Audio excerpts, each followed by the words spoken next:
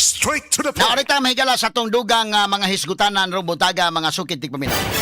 Atong balik-balikan mahigala ning isyu mga kaigalan labot sa impeachment ni Vice President Sara Duterte. Straight to the point. Okay pa mo diha o pa mo mapul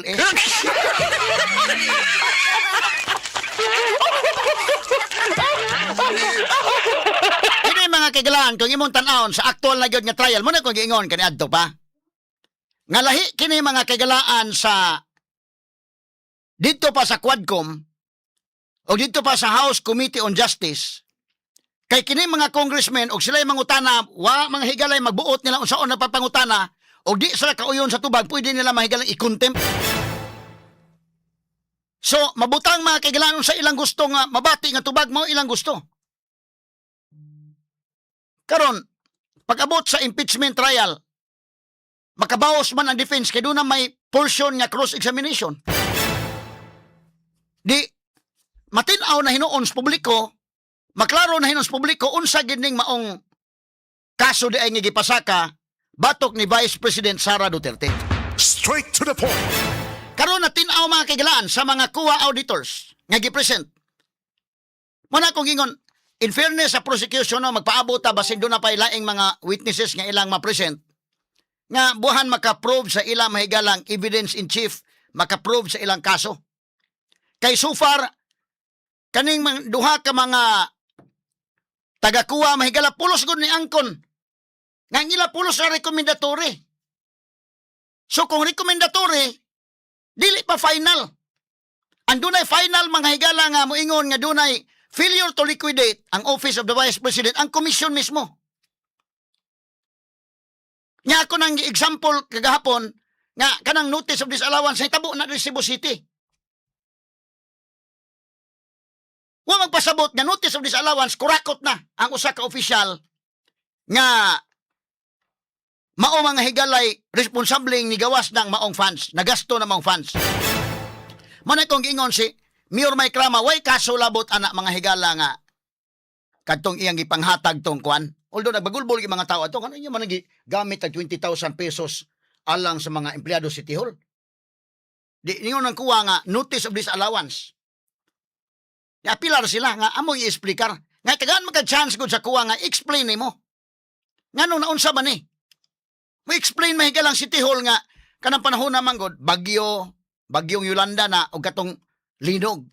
Ya kini mga empleyado City Hall na traumatized kuno sila. Nan kumusugot ang kuha na, di okay. O dili mo sugot ang kuha mo, insist ang kuha nga, di ginanamo madawat ng rason, iuli ang kwarta. Restitution, man gitawag restitution. Man ay remedy. So, kining kang VP Sara, wa pa mo abot sa punto nga restitution, wa pa. Napamanghigala sa period of appeal. Sa lakton niya pagkasulti, hilaw pa. Napagod sa kuha unta, ilan ang gigamit may gala. Recommendatory pa lang gani. Recommendation pa lang sa state auditor mo ilan ang gigamit for impeachment. Straight to the point. Mo kana nga para klaro-klaro ba lang. Ato nang taga-agduga nga pag-explicar o niya. So, duha ka mga punto, pulos si mga paukyab lang gini mga higalang hitabua ang gihimo sa prosecution so far. Ba't di ta makahukom ha, basin sa sunod o doon na say witnesses nga mapresentar. So far, ang mga witnesses so far nga ilang gipresentar. Ug ako may mo evaluate mahigala, ang unod ha, way labot ng mga salida sa mga abogado, mga kilid-kilid naman lang na. Tanawon nimo ang substance mahigala, alkansi ang prosecution mga sukid tigpaminaw. Dihado ang prosecution ini, nakalamang ang depensa so far ha. Di lang ko maingon nga unsa gid kay basig makapresent sa laing witnesses pa next time. Ato ning klarohon mga sugid tigpaminaw. Duha kani natubag pa gyud na address pa gyud ang duha nga mo'y gibalik-balik og paukyab nga Mary Grace Piatos og kining nagasto og 11 days ang kwarta. Straight to the Na point. atong balikan may galang atong hisgutanan rumbutaga. Kung kabantay ta sukad pa sa Quadcom hangtod naabot may gala sa House Committee on Justice og hangtod karon ang duha ka mga gibalik-balik gyud nga ang mga ordinaryong tao, mga higala, para nga mo, makaingon ordinaryong tao, bahala. Grabe din, no? Unsa ba ning Office of the Vice President paggasto nila? Kaning duha gid nga gibalik-balik unsa man. Number 1, Mary Grace Piatos, kanang mga pangaan mahigalang alias o ikaduha la grabe gigasto 11 days ang kwarta. Kanang duha ka mga punto nga moy na balik-balik nga magigi paukyab ni ngano paukyab man na address man atol sa trial. Nga kanang paggamit og alias, ang paggamit og alias gitugot na mga higala labi na confidential activities kana. Unahon to ha, duha man ni before ta mo sa dugang iskutanan. Duha ka mga punto mo man gi-circulate jud. Mergres piatos gihimong katawanan. Ikaduha, grabe ka lustay gigasto within 11 days. Kanan duha. Pag-abot sa trial, pagpangutana sa witnesses na address man, nga kana mahigalang paggamit og alias, pwede kana. Napaangkon mga higala atol sa cross-examination nga pwede. Nganong pwede man, confidential man gud nga activity. Pero ang pagkatubag mga higala, katong ipangutana si Wamel, bisag kini si Silent, ang pagkatubag dili klaro ba nga yes or no bitaw? Nga pagkatubag og dili ka update nga maminaw or labi na mahigala og kuan ka murag sa to pagkasulti ha. Lahi magud ka nang klaro ba nga simple English yes or no. Sa daghang gipangutana ang tubag mahigala miingon. Kana bang paggamit og alias gidili ba na under sa joint circular? Ang tubag sa may tubag mahigala based on the provisions of the joint circular, it is neither allowed nor prohibited. So, okay ka maminaw ka na, dili man lang yung simple English nga, allowed ba or dili? Itugot ba? Yes or no? Dili, ang pagkatubag, it is neither allowed nor prohibited. So, okay ikaw nga ka na ang, dili kay kakasabot na yun.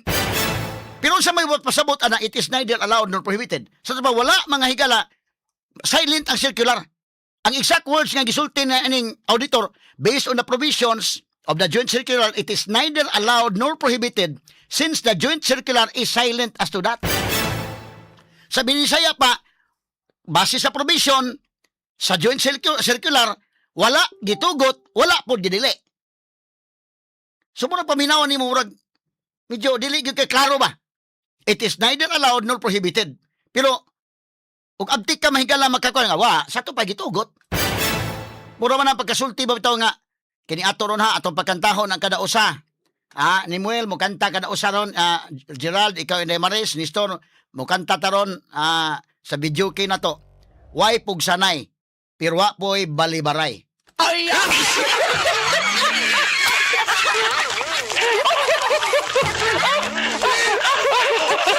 O pare-pareho na ng pagkasurya ha? Way pugsanay sa to pagtawag si mga ni Muel names ikay sulod kanta. Ayaw pugsa, way pugsanay. Pero kay ba pugang wa po ni balibaray.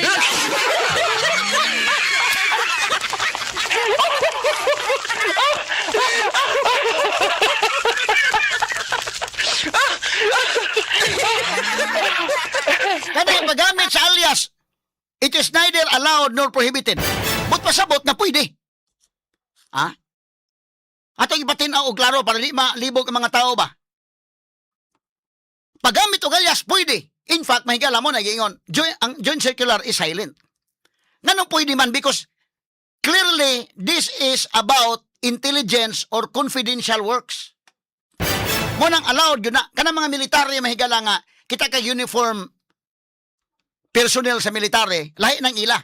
Pero naaslay, dili uniform personnel. Mao nang mga intel. Of course, kana mga intel, nagsibilyan mga ina, mabitan in civilian clothes. Nya imo na hinoy tugan tinod nga. So dito nasuta ang first mahigala nga pasiatab, ang first nga pasangil nga hala, grabe ni gamit og Mirgres Piatos, ang first nga pasangil na address, what ay problema? Dili day illegal. Muna si Lacson mismo miingon for practical reason, of course. Kanilit si Lacson, anak, kay PNP chief guna. For practical reason, gamit kag alias. Muna yung number 1. So, na-address mahigala, nga kanang paggamit o mga Mirgres Piatos o kinsa pa nang naang ipagamit, natural na sa intelligence world. In fact, mga kigalaan,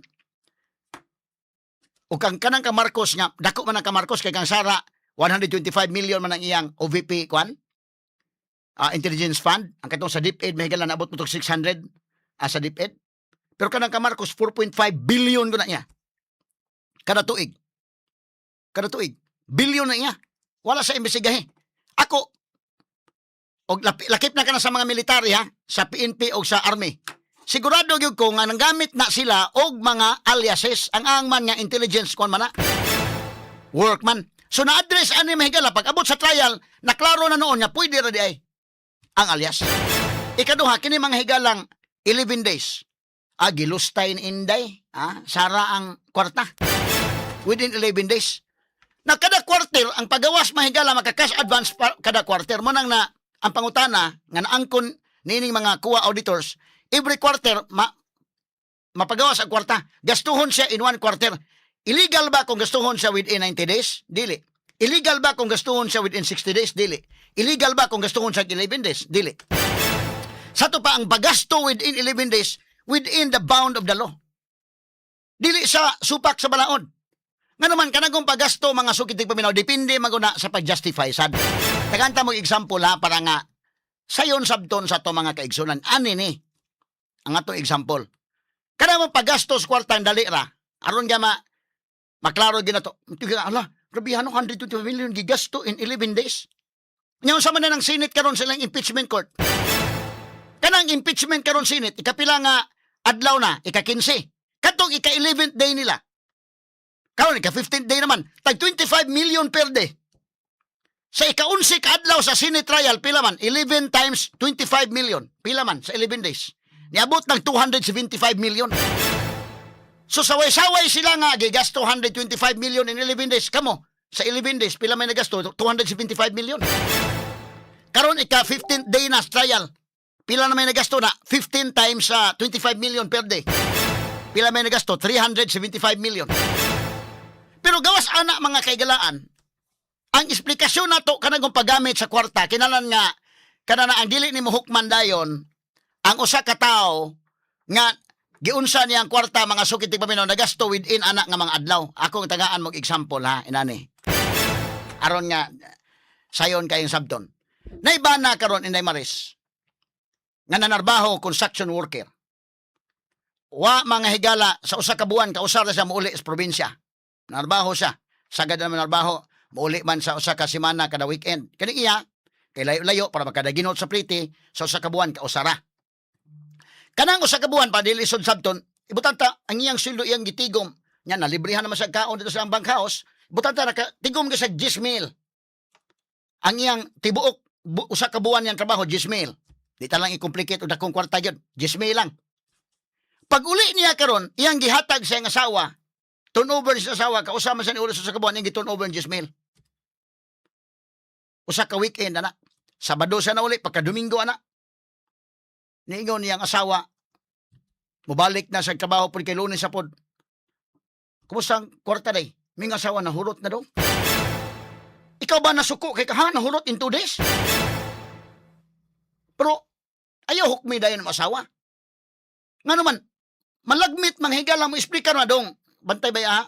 Usa ka buwan ba ya kang wa? O ba kay padala-padala? Nya, tanaw kong listahan to. Ang listahan sa utang ni nang Sidis, to ay kanoy Arsenio, to ay kanoy Mar, to ay kanoy Lilia, to adito kang nang kuan. Ay!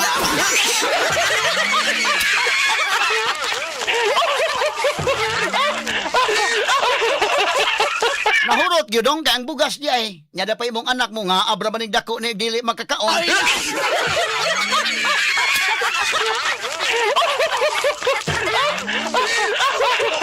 Ayaw hukmi imong asawa dayon nga kuan ka gyud wag kay labi pag imong gihukman nga bati ka gyud kayo na sulti pagkag di mao.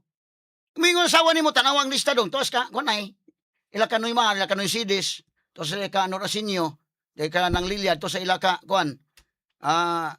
Naitunya, dako kita utang no, listahan ay sardinas ang ko mga miso ating ipang utang. Ay!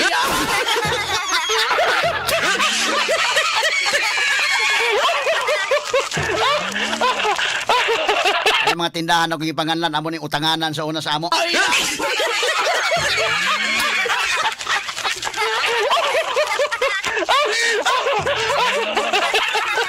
Nahurot ang kwarta, 10,000 nahurot in 2 days. Imo hukman imo asawa anak nga kwan? Dautan siya nga pag-asawa? Anak, mingon sa tanawa dong. Wa bay kay pada-pada sa kabuan. Nya nga mong kaon de tanawa ko nang kuno. Nagsunod na magay nang utang na miswa magay nang mong gisud anda pay udong. Ay!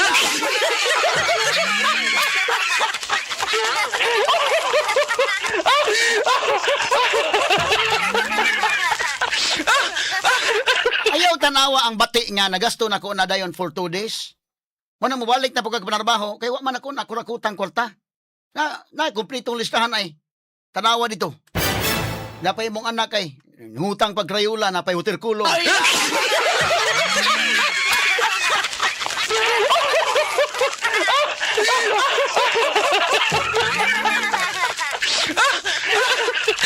Huwag namaya dahil naroon sa mga utang. So di ka kahukom ang higala nga in 2 days ka, bati ba nimo? Mingon asawa, dong, imo nakita na kuno kana yung dautan nga, nahimo kong dautan na, tinuray lang wa gyud. Sincere kay ko nga kuno, gi-budget na ko, naglisod gyud kay pag-budget na. Nya niya mga anak pagtiraban daghana, mga abra ba lang kuan wa man ni baon sa eskwelahan. Unya ko man topay nangutang man ni recess mangutang pagturon.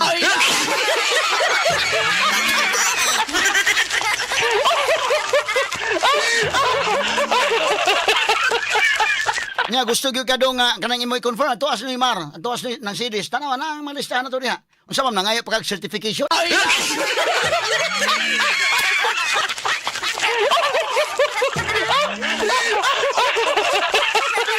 Kinahanglan pa ka certified true copy.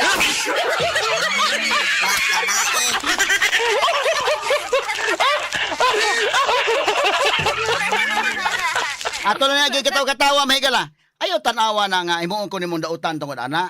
Mas may imong himuon gani nimo dong sultian talang kas tinuod no. Nga ang positive nga portion nga dapat ma-appreciate gani ka kay ni volunteer ba kumpare ba nga may mo bayad unta.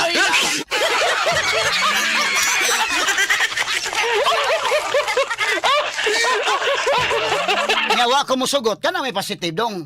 Kana may tanawa nga bahala nagkalisod-lisod may dire. Tanawa taas kayong utang.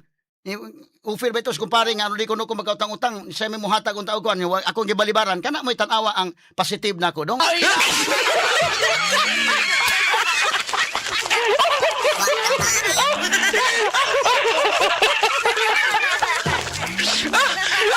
Ato lang niya katawa mahigala ba.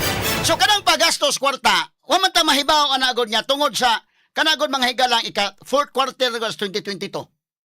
Gilangan-langan doon nila paghatag. Di malagmit mga higala, doon na mga gipangkontrata dito mga kaigalaan, silas VP Sara o mga kuan dito, doon na sa giutang na badaan ni Daymaris, gisaara na mo dan sige lang kay karong kuan makabayad data. Karong kuan makabayad ta. Mo man na. Ang mga kabus mga higalang masaron, makarelate man sila. Kay kita bitaw, moingon, anad man ta na nga mo adto sa dito sindahan day dong. Suguon kas ginikanan adto sa dito ina lang nga imong tatay construction worker man trabaho ina mobayad ta karong Sabado puhon no utangan na sa dito pinahunghong pa day nasa mga utang sa miswa.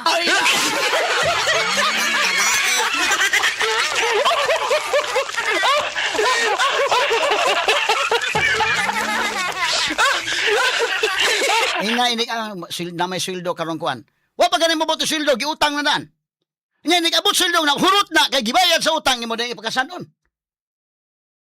Kanang ano, bisa gani nga ngutang ka dito. Bisa gani bonus gani wa pa gani makon nga na may Christmas bonus. Wa na giutang na naan.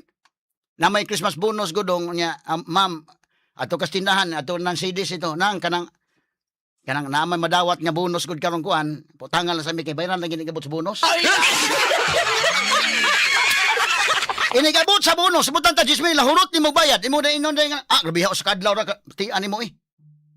Di doon na yung mga justifications. So muna nga pagpangutana dito sa kuha, kana bang pagpangutana kung 60 days gastohon, illegal ba? Dili. Kung 11 days gastohon, illegal ba? Dili.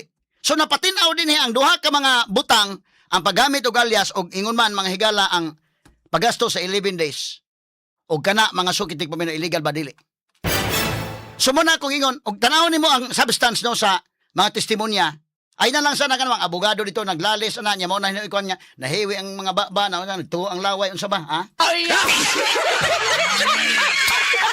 Ako dili ko mo kuan napita nga mga abogado as a lawyer dili kay ko mo kuan napita nga mosaway ta sa mga abogado ana nga kuan ayaw kay the fact nga mga lawyers sa sila the fact nga practicing na sila the fact na abot na sila diha dunay para nako mga pulos magkamao. In fact akong gitanaw ha evaluate nimo higala in fairness sa mga abogado sa prosecution sa defense pulos mantigo.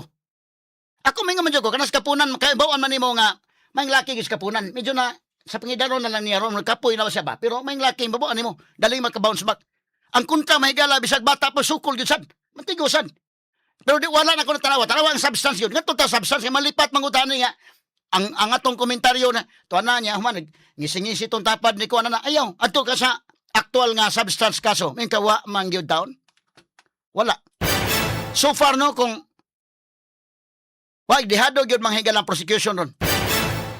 Lamang ang depensa sa pagkakaroon. Prangka na ko ng pagka-istorya, mga sugid di paminaw.